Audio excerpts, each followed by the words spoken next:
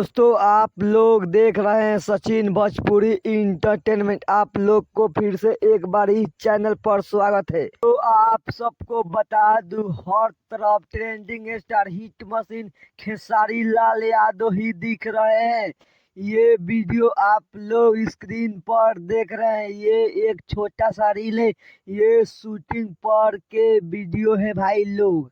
दोस्तों आप सबको बता दूं, ये आप लोग जो स्क्रीन पर वीडियो देख रहे हैं, ये वीडियो बहुत ही तेजी से वायरल हो रहा है। दोस्तों जो स्क्रीन पर ये वीडियो आप लोग देख रहे हैं, ये खेसारी लाल यादव और सपना चौहान का रील वीडियो है।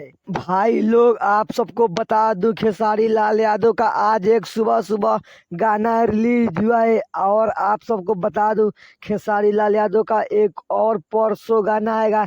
शायद वो गाना वो और पूर्णा फिल्म से आएगा, जो अखिलेश कश्यप जी का चैनल है। कंफर्म नहीं बता सकते हैं, शायद बता सकते हैं कि चांस है कि अन्नपूर्णा फिल्म से वो गाना परसों आ सकता है। ये छोटा सा अपडेट आप लोग को कैसा लगा कमेंट बॉक्स में बताइए। और हमारे चैनल पर नए हैं तो लाइक एंड सब्सक्राइब करना मत भूलना।